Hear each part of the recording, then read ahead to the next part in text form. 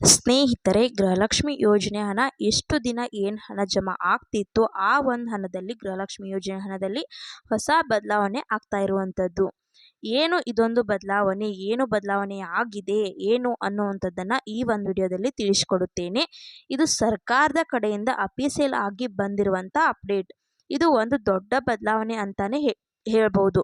ಗೃಹಲಕ್ಷ್ಮಿ ಯೋಜನೆ 16ನೇ ಕಂತಿನ ಇನ್ನು ಮುಂದಿನ ದಿನಗಳಲ್ಲಿ ಗೃಹಲಕ್ಷ್ಮಿ ಹಣ ನಿಮಗೆ ಯಾವ ರೀತಿ ಬರುತ್ತೆ ಅನ್ನುವಂಥದ್ದನ್ನು ತಿಳಿಸಿಕೊಟ್ಟಿದ್ದಾರೆ.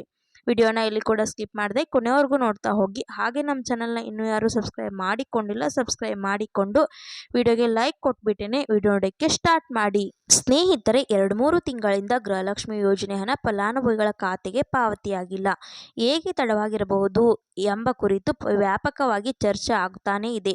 ಅದರ ನಡುವೆ ಒಂದು ಗುಡ್ ನ್ಯೂಸ್ ಸಿಕ್ಕಿರುವಂಥದ್ದು. ಫಲಾನುಭವಿಗಳಿಗೆ ಇಲ್ಲಿ ಹಣ ಬಂದಿಲ್ಲ ಅಂತ ಒಂದು ಕಡೆ ಫಲಾನುಭವಿಗಳು ತಲೆ ಕೆಡಿಸ್ಕೊಂಡಿದ್ರೆ, ಇನ್ನೊಂದು ಕಡೆ ಒಂದು ಬಿಗ್ ಅಪ್ಡೇಟ್ ಆದರೆ ಸಿಕ್ಕಿರುವಂಥದ್ದು. ಏನಂತ ಹೇಳ್ತಾ ಇದ್ದಾರೆ ಅಂದರೆ, ಕಳೆದ ಕೆಲವು ತಿಂಗಳಿಂದ ಗೃಹಲಕ್ಷ್ಮಿ ಹಣ ಬರದೇ ಕಂಗಾಲಾಗಿರುವ ಮಹಿಳೆಯರಿಗೆ ಇನ್ನೊಂದು ಚಿಕ್ಕ ಗುಡ್ ನ್ಯೂಸ್ ಅಂತಾನೆ ಹೇಳ್ಕೊಳ್ಬಹುದು. ಇಲ್ಲಿವರೆಗೂ ರಾಜ್ಯ ಸರ್ಕಾರದ ಕಾರ್ಯದರ್ಶಿಯಿಂದ ಮಹಿಳಾ ಮತ್ತು ಮಕ್ಕಳ ಕಲ್ಯಾಣ ಅಭಿವೃದ್ಧಿ ಇಲಾಖೆಯ ನಿರ್ದೇಶಕರ ಮೂಲಕ ನಿಮಗೆ ಹಣ ಪಾವತಿ ಆಗ್ತಿತ್ತು. ಆದರೆ ಇನ್ಮುಂದೆ ರಾಜ್ಯ ಕಾರ್ಯದರ್ಶಿಯಿಂದ ತಾಲೂಕು ಪಂಚಾಯಿತಿಗೆ ಹಣ ಪಾವತಿಯಾಗಲಿದೆ. ಇನ್ಮುಂದೆ ಸ್ನೇಹಿತರೆ, ತಾಲೂಕು ಪಂಚಾಯಿತಿಗೆ ಹಣ ಪಾವತಿ ಆಗಲಿದೆ.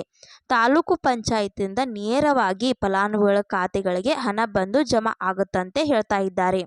ಸ್ನೇಹಿತರೆ ನೋಡಿ, ನಿಮಗೆ ಇನ್ನು ಮುಂದೆ ತಾಲೂಕು ಪಂಚಾಯತ್ಗೆ ಮೊದಲು ಹಣ ಬಂದು ಮತ್ತೆ ನೇರವಾಗಿ ನಿಮ್ಮ ಖಾತೆಗಳಿಗೆ ಹಣ ಬಂದು ಜಮಾ ಆಗುತ್ತೆ. ಸ್ನೇಹಿತರೆ, ಮೊದಲು ಎಲ್ಲ ಏನಾಗ್ತಿತ್ತು ಅಂದರೆ, ರಾಜ್ಯ ಕಾರ್ಯದರ್ಶಿಯಿಂದ ಮಹಿಳಾ ಮತ್ತು ಮಕ್ಕಳ ಕಲ್ಯಾಣ ಅಭಿವೃದ್ಧಿ ಇಲಾಖೆಯ ನಿರ್ದೇಶಕರ ಮೂಲಕ ಹಣ ಪಾವತಿ ಆಗ್ತಿತ್ತು. ಈಗ ಆಗಿರುವಂಥ ಬದಲಾವಣೆ ಏನಂದರೆ, ನಿಮಗೆ ರಾಜ್ಯ ಕಾರ್ಯದರ್ಶಿಯಿಂದ ತಾಲೂಕು ಪಂಚಾಯತಿಗೆ ಹಣ ಪಾವತಿ ಆಗಲಿದೆ. ಮೊದಲು ರಾಜ್ಯ ಕಾರ್ಯದರ್ಶಿಯಿಂದ ಮಹಿಳಾ ಮತ್ತು ಮಕ್ಕಳ ಕಲ್ಯಾಣ ಅಭಿವೃದ್ಧಿ ಇಲಾಖೆಗೆ ಹಣ ಹೋಗಿ ನಿಮ್ಮ ಖಾತೆಗಳಿಗೆ ಹಣ ಜಮಾ ಆಗ್ತಿತ್ತು. ಇನ್ನು ಮುಂದೆ ಏನಾಗ್ತದೆ ಅಂದರೆ, ರಾಜ್ಯ ಕಾರ್ಯದರ್ಶಿಯಿಂದ ತಾಲೂಕು ಪಂಚಾಯಿತಿಗೆ ಹಣ ಪಾವತಿ ಆಗುತ್ತೆ ಮತ್ತು ತಾಲೂಕು ಪಂಚಾಯಿತಿಯಿಂದ ನಿಮ್ಮ ಖಾತೆಗಳಿಗೆ ಹಣ ಜಮಾ ಮಾಡ್ತಾರೆ. ಸ್ನೇಹಿತರೆ, ಮಹಿಳಾ ಮತ್ತು ಮಕ್ಕಳ ಕಲ್ಯಾಣ ಇಲಾಖೆಯ ನಿರ್ದೇಶಕರಿಗೆ ಇಲಾಖೆಯ ಬಹಳಷ್ಟು ಜವಾಬ್ದಾರಿ ಇದೆ. ಈಗ ಗೃಹಲಕ್ಷ್ಮಿದು ನಿಭಾಯಿಸಬಹುದು, ಮತ್ತಷ್ಟು ಹೊರೆ ಆಗ್ತಿದೆ.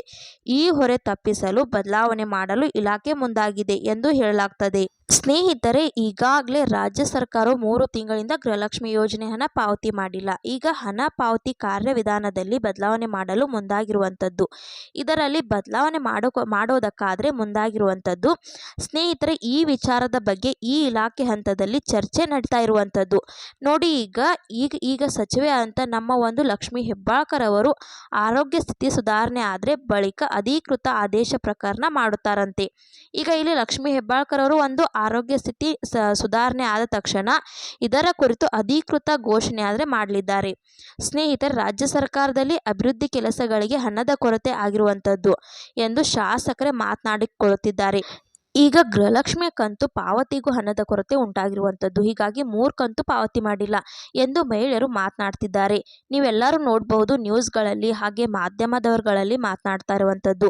ಮಹಿಳೆಯರು ಏನು ಹೇಳ್ತಾ ಇದ್ದಾರೆ ಅಂದರೆ, 2-3 ತಿಂಗಳಿಂದ ಇವರು ಹಣ ಕೊಡ್ತಿಲ್ಲ, ಇವರ ಹತ್ತಿರ ಹಣ ಇಲ್ಲ ಅಂದರೆ ಹಣ ನಿಲ್ಲಿಸ್ಬಿಡೋಕೆ ಹೇಳಿ, ಯಾಕೆ ಇವರು ನಮಗೆ ಹಣ ಕೊಡ್ತಿಲ್ಲ, ಹಣ ಇಲ್ಲ ಅಂತ ಸರ್ಕಾರದವರು ಹೇಳಿಬಿಟ್ರೆ ನಾವು ವೇಟ್ ಮಾಡಲ್ಲ. ಇವತ್ತು ಬರುತ್ತೆ, ನಾಳೆ ಬರುತ್ತೆ, ಇನ್ನೊಂದು ವಾರ ಬಿಟ್ಟ ಬರುತ್ತೆ ಅಂತ ನಾವು ವೇಟ್ ಮಾಡೋ ಅವಶ್ಯಕತೆ ಇರಲ್ಲ. ಬರುತ್ತೆ ಅಂದ್ರೆ ಬರುತ್ತೆ ಅಂತ ಹೇಳೋಕೆ ಹೇಳಿ, ಬರಲ್ಲ ಅಂದ್ರೆ ಬರಲ್ಲ ಅಂತ ಹೇಳೋಕೆ ಹೇಳಿ. ಸಾಕಷ್ಟು ಜನ ಮಹಿಳೆಯರಾದ್ರೆ ಆಕ್ರೋಶವನ್ನ ವ್ಯಕ್ತಪಡಿಸ್ತಾ ಇರುವಂತದ್ದು.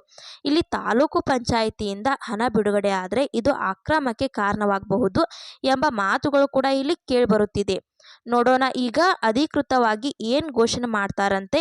ಇದು ಸದ್ಯದ ಮಟ್ಟಕ್ಕೆ ಬಂದಿರುವಂಥ ಅಪ್ಡೇಟ್ಸ್, ಗೃಹಲಕ್ಷ್ಮಿ ಅಪ್ಡೇಟ್ಸ್. ಸ್ನೇಹಿತರೆ, ಈ ಕುರಿತು ನಿಮ್ಮ ಅಭಿಪ್ರಾಯ ಏನು? ಸರ್ಕಾರದವರು 2-3 ತಿಂಗಳಿಂದ ನಿಮಗೆ ಹಣ ಕೊಡ್ತಿಲ್ಲ, ನಿಮಗೆ ಗೃಹಲಕ್ಷ್ಮಿ ಯೋಜನೆ ಹಣ ಬೇಕಾ ಬೇಡವಾ ಅನ್ನೋವಂಥದ್ದನ್ನು ಪ್ರತಿಯೊಬ್ಬರು ವಿಡಿಯೋಗೆ ಲೈಕ್ ಮಾಡಿಬಿಟ್ಟು ಕಮೆಂಟ್ ಮುಖಾಂತರ ತಿಳಿಸಿ.